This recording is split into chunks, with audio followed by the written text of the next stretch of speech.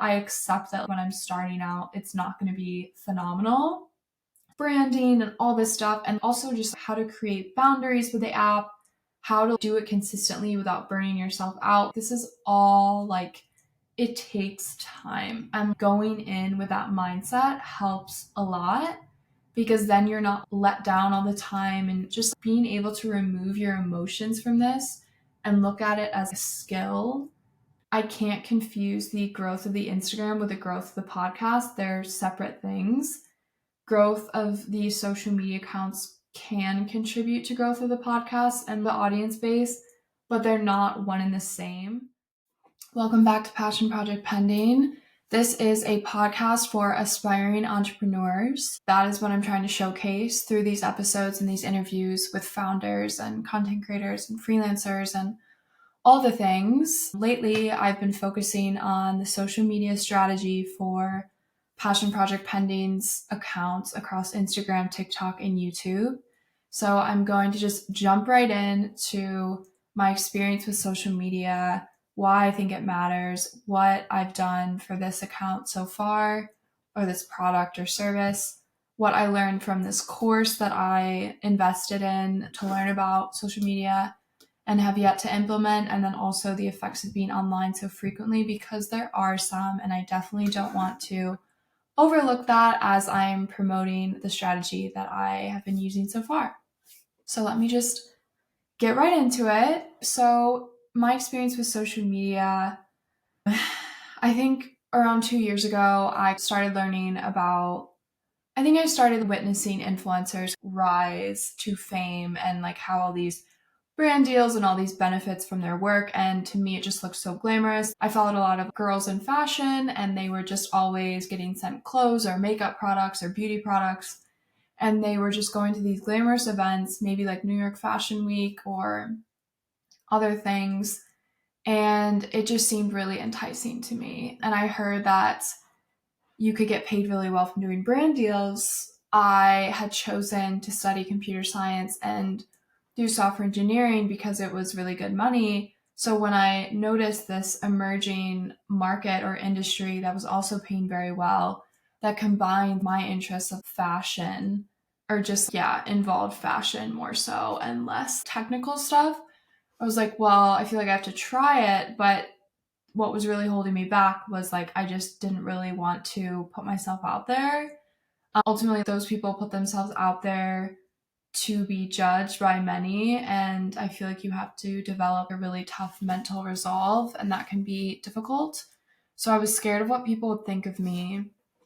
But slowly, I just was thinking and thinking about it, and I decided to start a TikTok account anyway because I had been following another smaller influencer who had grown her TikTok account in preparation for a product she was planning to launch later. So she grew this account really quickly, and by posting specifically about this one certain topic, this niche in which her product would be. And so I decided to create a TikTok, started posting consistently because that was what all the advice was saying. I posted 3 times a day for at least 6 months. And at first I started posting a little bit about fashion, a little bit about San Francisco, and then a little bit about coding because I was living in San Francisco and I was doing software engineer interview prep to get a new job. And yeah, first of all, it was just a lot to film myself all the time. I started viewing everything I went to with a frame of, okay, how can I film this or repurpose it into content later? And I was just always on my phone. My screen time skyrocketed. It was quite unpleasant. I was a novice, so I didn't have boundaries with TikTok. And basically what ended up happening is the coding content performed the best. And so I would post all the time about software engineer interview prep. I would post examples of what I was doing to learn and like the coding I was doing. And I was coding during the day at my job and doing this at night. And it was just like so much. And so I got really burnt out, long story short. But while I was on there, I witnessed a lot of, and also I should mention, I chose TikTok because it was like a little less public to me than Instagram. A lot of my friends didn't have TikTok. So I was like, I feel like I can get in there without people I know seeing me try and fail and it be like not cute. So I just stuck to TikTok. But while I was on there, I also saw a lot of emerging brands, whether they were like fashion brands or different products, like posting and growing accounts. And I was like so inspired by this and thought it was phenomenal. I had this pipe dream to start a fashion brand one day and still do. But for me, I realized it was really listless, like what I was posting, because I didn't have a product and I didn't really have a plan for why I was posting. I was just trying to grow an account. And there were a lot of benefits that could go with that. Once you have a bigger account or a bigger community, you can partner with brands or products and earn money.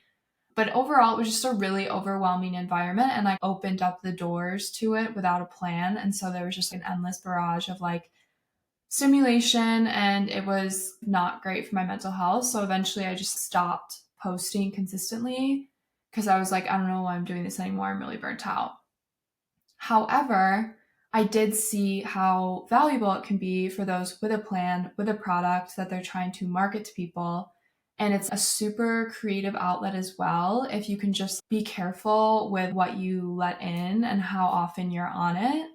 And so it's just really cool because you can advertise your product or whatever you're trying to sell to people or your intended audience in like this super creative way by using trends that happen or even not, like brand storytelling, talking about your background and why you created this product and how it can help you and why you created it to help you with a problem you were having. I just really love that. And I was really inspired by a lot of creators I came across during that time. And so it set me on this journey of, I know this is valuable. Eventually, I ended up starting the podcast, which I thought was a much more valuable, long form of content than me just posting little snippet videos of me coding. And it honestly is a product because it's spreading information and education and stories of founders. So it's educational on entrepreneurship, which is what I wanted for myself. And now I'm hoping to give to others as well. And so this is my new product, right? And I didn't really put a lot of effort into the social media for the first year of the podcast. I was still working my full-time job as an engineer, and it just didn't feel like I had a lot of extra time to pour into that besides like using little repurposed clips here and there from the interviews. But once I was laid off and I moved home to live with my parents and tried to build a profitable business, either from the podcast or not, I have much more time on my hands. So I've been spending a lot of that trying to think about strategy for the social media of the podcast and how I can market it to people essentially so that I can draw more eyes to the content and just make it better and better and all that stuff. Because if it's not growing, then yeah, it's just really hard to do anything with it. I'm hoping to monetize it one day, and that's going to require growth. Podcasts usually have to be decent size to monetize from what I'm learning, but I'm still learning. So it's a work in progress, but either way, social media matters. I would say I feel like whatever your business is, there is a medium in which you can reach the people who are your clients. And especially for me, it matters. So that's why I'm putting an emphasis on it. And what I've done for Passion Project Pending so far, I've put the majority of my effort into the Instagram and just establishing a really aesthetic vibe there, and then also providing value and consistently posting. TikTok, I'm like half whatever, giving less effort into just because it's almost like a been there, done that. I feel like Instagram's really important because you have the link in your bio and it's where you establish trust with your community. It's harder to do that on TikTok. TikTok's a little more like messy, laissez-faire vibes. And yeah, so I'm new to building an Instagram presence because I didn't really do that before with the coding. And then I'm also posting my interviews on YouTube and trying to build subscribers as well because you can monetize that eventually too if you reach a certain amount. But honestly, it is so overwhelming. A lot of people's advice is just to pick one when you're starting out and really master that. But for me, I feel like I have this sense of desperation that I need to do it all right now, which I'm sure in hindsight, I will reflect back on and be like, you should have just focused on one, but it's hard. This time feels so powerful to me, and YouTube especially seems like something really valuable if I'm able to crack it.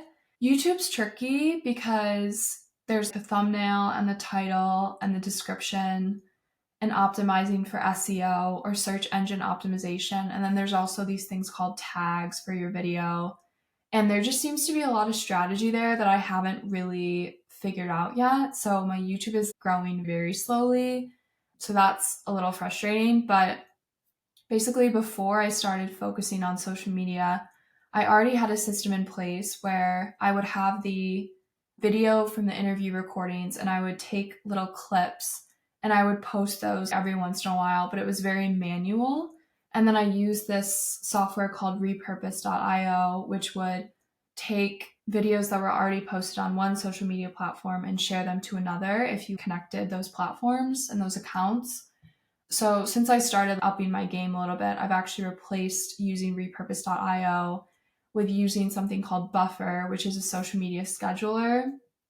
And you pay $6 a month to connect different platforms. And so right now I have TikTok, YouTube, and Instagram connected there. And so I can upload one 30-second clip from an interview and it will post whenever I want it to, like whenever I schedule it for, across Instagram, TikTok, and YouTube. And I can control the captions and whatever across each platform. So that's really helpful. I have some glitches with it so far, but overall it's much better than what I was using before. So I have that going now, which kind of takes care of, on YouTube, you can post little clips and they're called YouTube Shorts. They just have to be under 60 seconds long. So that honestly has helped my YouTube grow more than anything. Other than the actual 45-minute to an hour long interviews, those videos get like almost no views. It's very frustrating, but I definitely have to like research that. But, just add it to the list of things to do. So that's what I've done so far. I would say, just to talk about what I've done on the Instagram, started posting at least one reel a day, and not just the interview reels, like actual reels that talk about Passion Project Pending and the intended impact or what I'm trying to provide or things that I've learned from the people I've interviewed, things like that. And then I also post those clips from the interviews every day, which has been a lot easier because I moved from interviewing every 2 weeks to every week. So now I just use 7 clips instead of 18 to post daily little clips from the episode. So I've found that's been a lot better, just having that fresh content. And then obviously more interviews with entrepreneurs is just good in general. It's good for me to learn too. And I've been trying to fit the theme of each day of each interview snippet. Like I'll try to then provide value with my other personalized post. And then I've been experimenting with the static carousel posts. They're like okay. Honestly, I think they're more just for aesthetic and engagement with the people who already follow you and care about your content. So yeah, I just find this so fascinating. So I've been experimenting, which is huge, and trying to schedule out content beforehand, but it can get pretty overwhelming to schedule, posts on 2 to 3 posts a day for a whole week. That's 21 posts. So that's a lot to do. So I'm just always looking for ways to optimize it so I'm not spending hours and hours on this per week, because that sucks. Okay. And basically, my Instagram account has grown a ton within the last month, but the majority of that growth is because of one reel that reached over 200,000 accounts, which is insane. And that one reel was specifically about coding and software engineering because I had just interviewed someone who created a company for data analytics interview prep. And so I was trying to post my experience with that theme. So, I mean, at least those people follow the account now, but it's almost like that wasn't a reel specifically about Passion Project Pending or its offering or what I'm trying to provide. So it's interesting, but at least they follow the account now, and hopefully I can provide them value. And then the other ways that I've grown the account, like other reels here and there, have brought a small amount of new followers. And then I followed a bunch of people from my personal account that I know or knew in the past, and that brought some new followers to the account. And then also one person with a larger following reposted one of my stories because I reposted her story, and then that brought a bunch of her followers to my platform, which is great. And then I also optimized my Instagram bio to be a bit more strategic. So I just have, what do I offer you? So that I have like advice from entrepreneurs. Like I've interviewed over 30 entrepreneurs, etc. And then my link in my bio now has everything on there. A website, links to listening platforms, something else. I'm going to link the course that I used to learn social media in there as well. Yeah, so in case you're interested, you can check that out. Yeah, the course itself was actually $500, so it definitely was an investment. But I have bought courses before to learn a specific skill, and I've found that when I make an investment, I have to finish the course. I have to then implement, I have to put effort into it. Otherwise, it's wow, I wasted that money, especially right now when I'm being very careful about what I'm spending because I have limited funds and limited runway.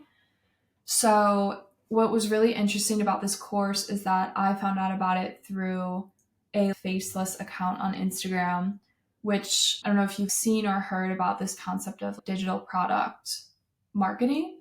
A digital product is an online course where people have accumulated a bunch of different resources on a certain topic and they teach them to you through a series of videos or whatever. And they might have PDFs in there, resources.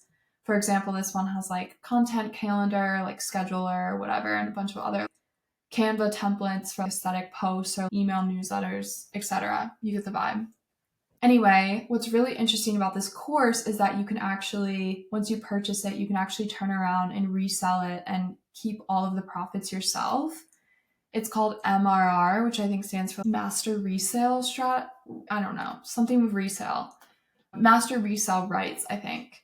So that is really cool. And part of the reason I bought the course was that I'm thinking of trying to market the course itself and earn money through that, because what you're doing is you're telling people the course is valuable regardless of whether you plan to resell it or not, if you're trying to grow a brand's online presence. But then if you want to go ahead and resell that course as well, that is a way for you to make money. And then like people's incentive to buy the course would be either to grow their online brand presence and learn from this huge resource bank or bank of resources, or to do the same and make money from reselling that course. So it gives them a product to market in the first place, which is just really interesting to me. But yeah, I'm going to link it. So you should see the link in the show notes and then in the Instagram bio as well, in case you're interested of learning more. And then, yeah, now I'm going to talk about what I learned from the course so far and then what I have left to implement. So it's a lot. It's honestly taken me multiple days to get through it, and I'm still working through it. But it has been really helpful because it's a bunch of people talking about literal strategy. And I appreciate that because social media at the end of the day is a product, an excellent product that so many people have worked on to literally monopolize your attention and keep you on there. So if you're on there all the time, yeah, it literally takes advantage of human nature to keep you on there. And so going in there without a strategy is not great. So yeah, if you're trying to accomplish a goal and you go in without a strategy, like that's not super productive. So it's helpful to think about the product itself, how to succeed on it, how to game the situation in a way where your content is pushed to more people if that's your goal.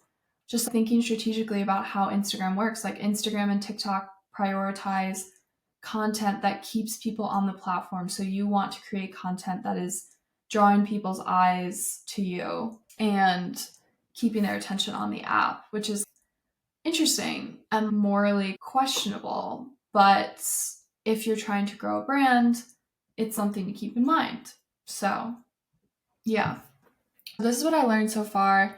A big thing that was helpful was doing a brainstorming session of who's my intended audience and to show personality and your values so that you attract similar people. I hear a lot that you need to, and with a podcast as well, because I'm creating content through this medium as well, the closer you can get to just like portraying the reality of who you are, the more likely you're going to attract people who are genuinely attracted to that. So if you're putting on a facade or kind of not being completely transparent about who you are, you might attract the wrong people. So it's good to just really think about who am I trying to attract, and then what kind of content is going to do that. I also learned lots of editing hacks and organization hacks for scheduling and organizing content. And yeah, just posting content regularly and how that's important. Learned about using hooks, triggering emotions, using call to action. So hooks are, for example, it's like, stop doing this thing, blah, blah, blah. Just something to grab people's attention because our attention spans are so short, especially nowadays with these social media apps out there. And then triggering emotions. So for example, when I saw this faceless account's content about how she grew her account and how this course helped her and how she's now making money from reselling the course, I felt the emotions of hope because I'm trying to grow the account for this podcast. And so, yeah, I'm also trying to make money. So if there's a way for me to replicate what she's doing, like, worst case scenario, I just grow the account of the podcast, which is phenomenal. And so, yeah, that definitely caught my attention. And then using call to actions, they talk about how when you're creating content, make sure to put in there somewhere what you want your audience to do. So for me, I've been using a lot of, if you're seeing this, my podcast, Passion Project Penny, is for you. And I got that idea from another podcast called Date Yourself or Date Yourself Instead or something. And this girl has been creating content on this podcast for like years, I swear. And it's massive now. I think she went viral on TikTok quite a lot from just posting these things about relationships. And then just always having that, if you're seeing this, my podcast, Date Yourself, is for you. So it probably drew a lot of people into her podcast or her product. Also, to look at your analytics to see what's performing well, and don't be afraid to repurpose any of that content that's doing well, just in a new creative way. So analytics, looking at, did you get any new followers? How many people did it reach? How many times was it watched by each person, etc., things like that. And then on TikTok, conversely or adversely, also important to provide value and personality, but also using controversial posts works really well to grab people in and hook them into watching your video. Not really good at that, but it's good to be aware. Also, saving content ideas as you go to create later. So getting ideas from other people on the platform, using SEO or search engine optimization. So just making sure you use relevant keywords about whatever topic you're posting about, and utilizing captions, text on your videos, and then captions on the videos themselves to make those keywords super visible to the platforms themselves. So then they know where to push those videos out. They also link a bunch of keyword finder sites online, and advice to block dedicated time off for content creation. So you're not just doing it all frazzled all the time, but instead you're in the zone for a couple hours. How to schedule posts on Instagram, how to send automatic messages to those who comment a certain word on your post. So you can say, comment, learn, and then apparently that will send them a generated, I don't know, DM or something. I haven't used that yet. How to generate auto responses to FAQs on Instagram. Haven't used that yet either. How to develop a content strategy, setting SMART goals for your content goals or account goals. So specific, measurable, achievable, relevant, time bound. For me, I try not to set specific goals around follower counts and instead focus on amount of input or amount of posts per day or whatever, because I don't like putting the hands of, oh, like I need to grow this many followers by this date. I'd rather just focus on what I can control, which is consistently posting. Don't love that. Also, it encourages you to conduct surveys or provide opportunities for engagement with your account to get feedback on the content you're posting or what they want to see more of or stuff like that. It talks about the difference between what you should post on different platforms, mainly TikTok and Instagram. And it leads you through this really great exercise of finding those who inspire you in your niche, like creators you already follow and really love, stalking their accounts and seeing if you can identify like patterns in the content that they create, and then see if you can recreate some of those things that you really love with your own vibe on your account. I thought this was super interesting. There's some people whose content I just love and I think is so good, And that's the level that I'm trying to be at. I accept that like when I'm starting out, it's not going to be phenomenal. Some of these people have been creating content for years, but you only get there by trying and failing and trying and failing. And before I forget, the importance of experimentation is just huge, because I think this is something I did poorly the first time around with social media. Don't try to just be great all at once in the beginning, and don't expect to be, because you will just be let down and you might quit then because you're like, well, I'm not great, so my content's not gaining traction, like whatever. It takes time to understand these apps and understand what posts work and understand how to create really attractive, high quality content and understand branding and all this stuff. And also just how to create boundaries with the app, how to do it consistently without burning yourself out. This is all like, it takes time. And going in with that mindset helps a lot, because then you're not let down all the time, and just being able to remove your emotions from this and look at it as a skill. And that's why strategy matters, I think. It's just, okay, what's my strategy? What can I control? Okay, I will just do that. Instead of being like, oh, my reel's stuck at like 200 views. Well, I don't even know I'm trying. So it's really important to think about it like that if you're trying to grow an account. So that's just my side spiel on that. I also learned about different types of posts. So there's lifestyle, business or product, value, engagement, personality posts. Learned about why posting regularly is important. It helps with the algorithm, apparently. And then how reels increase the visibility and reach of your account. And they're also very easy to share. And learned about different tools you can use for email marketing, links in bio, video editing, and other types of post editing like Canva, using pretty templates, I think I mentioned. I haven't used a tool for email marketing yet, but it's definitely something to keep in mind.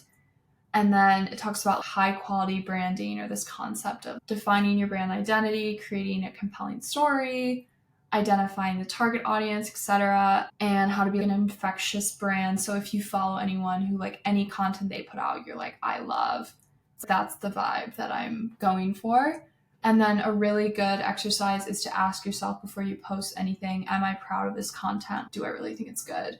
And I think that's so important. Back when I was on TikTok for the coding, I would just push content out all the time. And I think it's hard on TikTok because a lot of content there is pretty low quality.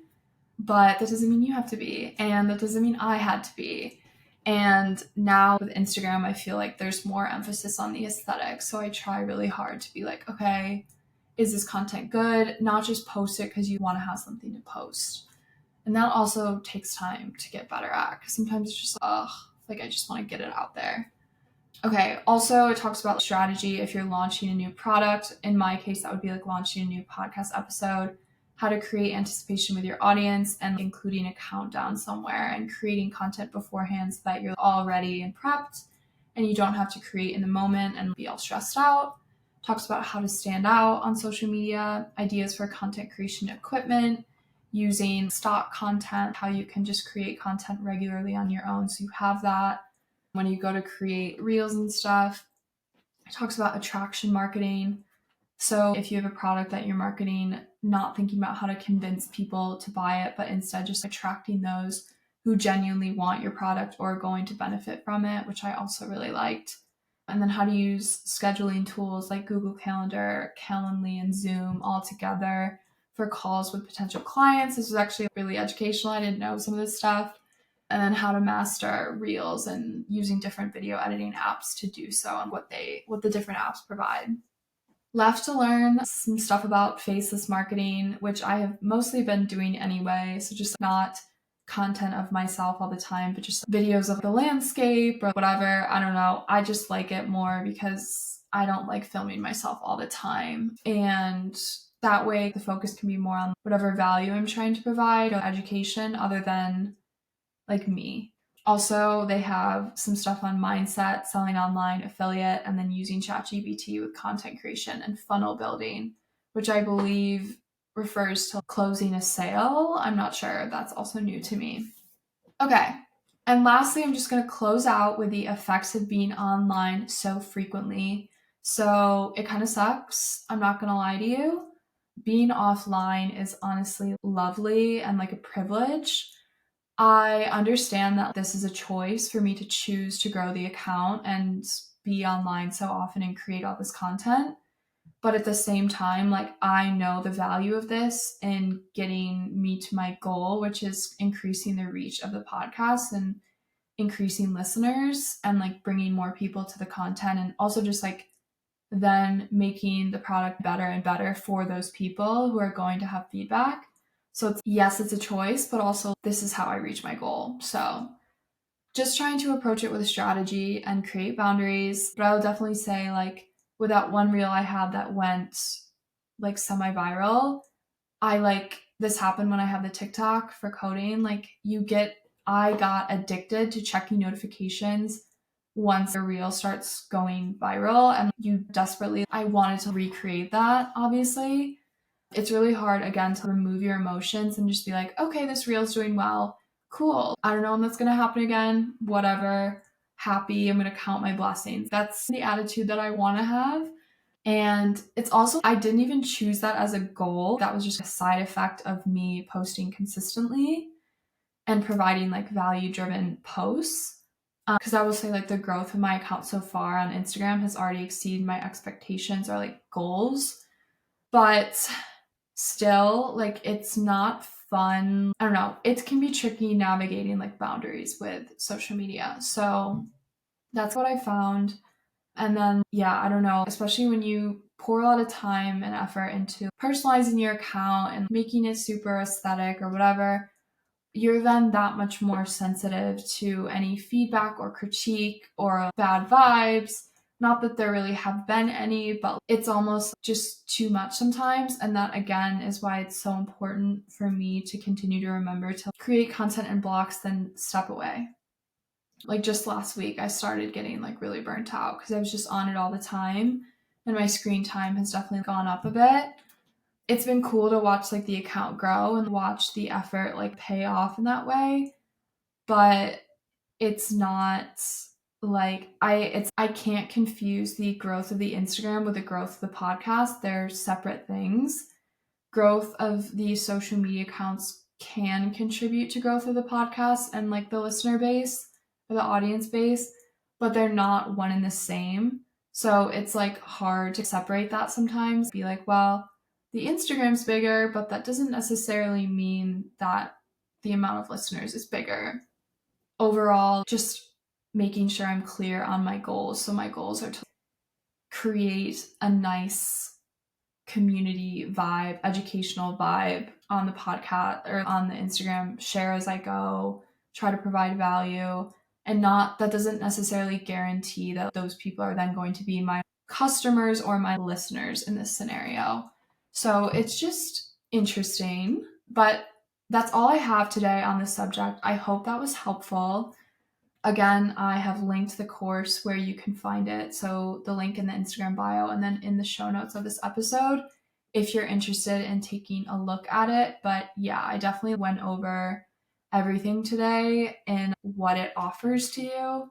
So yeah, it's definitely helpful, especially if you're new to social media or even not. Like I was not super new and I still learned a lot. And again, it's just nice to have a structure and know that this strategy is working for other people. So thanks for tuning in. Hope you have a great day.